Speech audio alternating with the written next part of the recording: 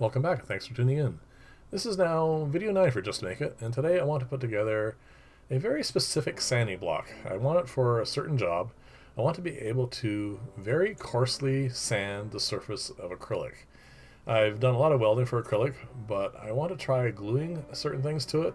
And if you ever try gluing anything to acrylic with epoxy or silicone or anything else for that matter, it just doesn't stick. So I figure if I do a very coarse sand on it with lots of grooves and that sort of thing, I might be able to at least partially overcome that problem and be able to decorate the surface of acrylic with various things. So the reason I'm using this very thick piece of aluminum is I want to have a fairly solid base to this, and with a little bit of extra weight I can, well, if you've ever done a lot of sanding with sanding blocks, sometimes you will tend to tip it a little bit so an edge is catching more than the actual flat surface. Well, I want to be able to sand this fairly evenly all over, so I wanted to make it fairly wide and fairly long, and therefore, hopefully with the extra bit of weight, be able to hold it in place. So that was mostly sped up, but actually the bandsaw really cuts through this aluminum really nicely, leaves a nice finish like that.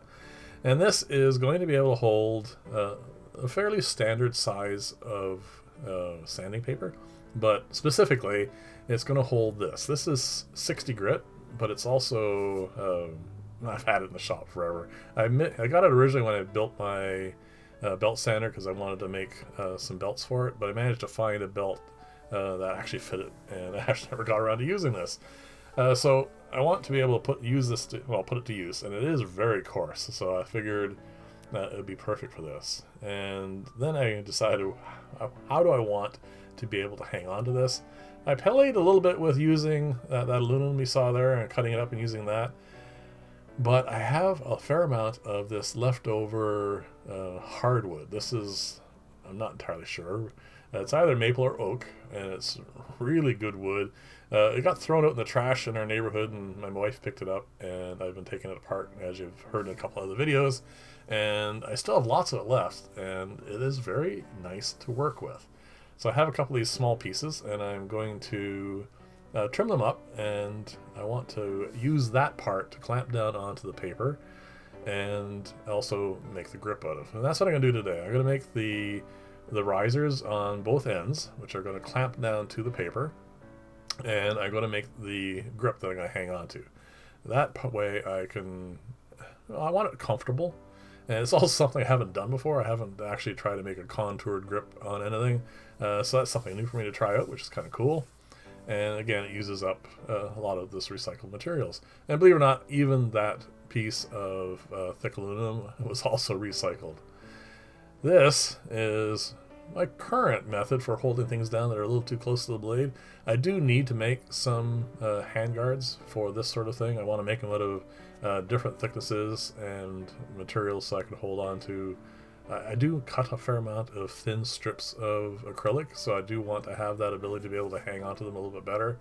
But I haven't gotten to that yet, so this works, and you just have to be a little bit careful, which I always am around these saws, trust me, because you don't want to lose any digits.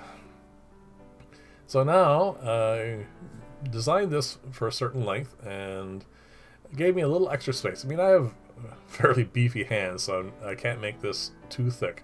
But it turns out that I can make them thick enough, because this is hardwood after all. And that way I have, these are about 1 inch in width, and I was planning on actually, hold on a sec. I want to replace my saw sled, but it keeps cutting really straight, and I'm kind of the person who builds things according to necessity, and I just don't really need to do it yet.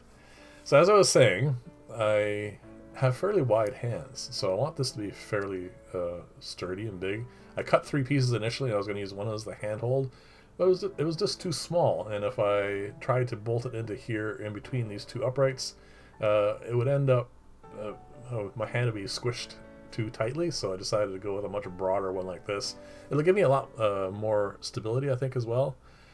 But because these are a little bit thick, I want to trim them down for the bolt sizes. The bolts are 1 inch. So I need to make a notch in each of those. See, if I were to drill a hole through this and then thread the aluminum, it would end up being not enough threads on that.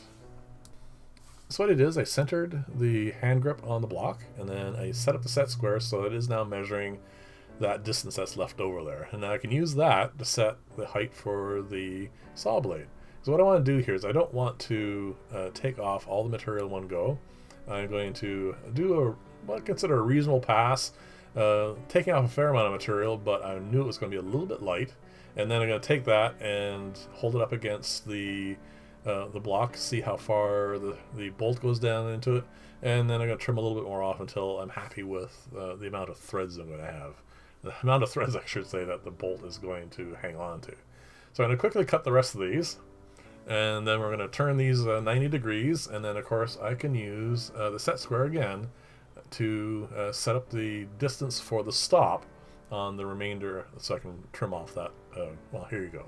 This is now going to set the blade so that I am trimming off right where the cut is. Right now all I have to do is lower the saw blade until I can do this by eye, of course, until it is just going to trim off that excess. And that'll give me my little reduced level so that I can drill through those, and that will go over obviously into where the bolts are going to be. There you go. That was this part is actually really quite straightforward. And then the reason why I'm cutting this into 2 pieces on this video is when I put all the video clips I made for this together, it turned out to be almost 40 minutes long. That was without editing, of course, but it was still way too long for one video. So I'm going to do this in about 11-12 minutes, and then next one, of course, will be the same. So the bolt height is perfect now, and then I'm going to sand these down. I'm not going to do the final sanding at this point. I just want to take off all the finish that's on from the old rocker, and I'm not going to show it all to you. Don't worry about it. It's sanding is probably the most boring part of working with anything really, and I try to show as little of it as possible. But of course, I have to just show some because it is an important step. So this is something I haven't done before. I am going to turn this square block of wood into a hand grip, and it turned out pretty good. Well, for my first attempt anyway. And because I don't want to, spend all day at the belt sander to do this, I use the bandsaw here to cut away as much of the excess material as possible. And as you can see, as I go along here, there are a lot of things I need to work on in my shop. There's a bunch of things that would make a lot of these projects a lot easier, and gradually I am getting to the point where I'm accumulating the various things that I'm going to need. I do want to make a different method of sanding. That's one of the projects I want to do soon. I have a couple of options I want to do. One is I have a milling machine, and it is a 1-horse milling machine, so it's very powerful. And what I can do is set it up so that it runs a spindle that goes to a belt, of course, and then to a turntable. And that turntable will run like a nice surface for sanding on. And that, well, with the 1 horse, it's going to be more than powerful enough to for me to be able to put some pressure on it and remove a fair amount of material at once. And of course, what I can do is I can make various discs that will sit in there, and I can do, like the various levels of sanding. That's something I'm thinking about. I'm not sure if that's the way it's going to be. Think of it kind of as, you've seen a lot of them, people use disc sanders all the time, but they're kind of mounted vertically.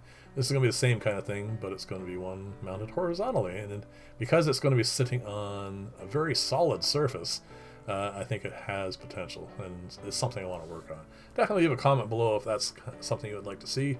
And that's kind of the way I want to run this channel. If you have ideas of interesting projects and stuff along those lines, if I have the time, I will get to them.